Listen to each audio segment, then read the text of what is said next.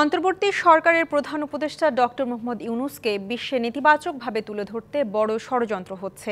তাকে জঙ্গি লিডার বানাতে মিলিয়ন ডলার খরচ করছে ভারত, এমন অভিযোগ করেছেন প্রেস সচিব শফিকুল আলম।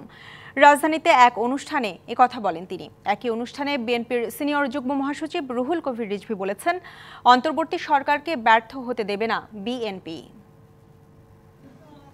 ২৪-এর গণঅভ্যুত্থানের সহিংসতার নানা চিত্রকর্ম নিয়ে বই, নাম দ্রোহের গ্রাফিতি। সেই বইয়ের প্রকাশনা উৎসবে যোগ দিয়ে প্রধান উপদেষ্টার প্রেস সচিব প্রধান উপদেষ্টার বরাত দিয়ে দেশবাসীকে শান্ত থাকার আহ্বান জানান। তিনি বলেন, দেশ আর এই সরকারের বিরুদ্ধে নানা অপপ্রচার চালাচ্ছে ভারত। ইউনূস হচ্ছে জঙ্গি লিডার, ইউনূসকে ঘিরে আছে কারা? জঙ্গি লিডার।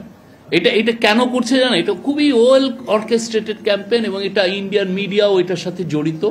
তারা মিলিয়নস অফ ডলার খরচ করছে এই হাসিনার অলিগার্কগুলো।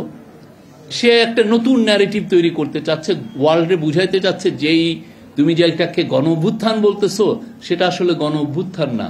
25 বছরের ওয়ারেন্টিযুক্ত দীর্ঘস্থায়ী দরজা প্রোটেক্টর, আধুনিক ও মজবুত দরজা। সেটা আসলে এটা হয়েছে। বিএনপির সিনিয়র যুগ্ম মহাসচিব রুহুল কবির রিজভী বলেন, গণতান্ত্রিক দেশ হয়েও শেখ হাসিনার মতো ফ্যাসিস্টের পক্ষে বয়ান তৈরি করছে ভারতীয় গণমাধ্যম। গণতান্ত্রিক শক্তির সপক্ষের লোকজনদেরকেও সতর্ক পদক্ষেপ রাখতে হবে। কোন নৈরাজ্যের কারণে কেউ যাতে কোনো সুযোগ না নিতে পারে, কারণ এটাও মনে রাখতে হবে প্রতি বিপ্লব কিন্তু উকি ঝুঁকি মারে সবসময়, এই উকি ঝুঁকি যাতে দিতে না পারে। অন্যদিকে জাতীয় প্রেস ক্লাবে জাতীয় নির্বাচনের দাবিতে এক নাগরিক সভায় আয়োজন করে জিয়াউর রহমান সমাজ কল্যাণ পরিষদ।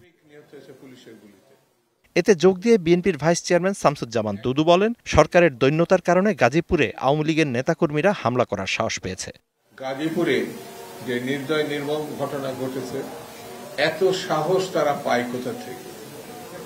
এই প্রশ্ন যদি কেউ করে তাহলে এই সরকারের রাজনৈতিক দৈন্যতাই জনসম্মুখে প্রকট থেকে প্রকটতর।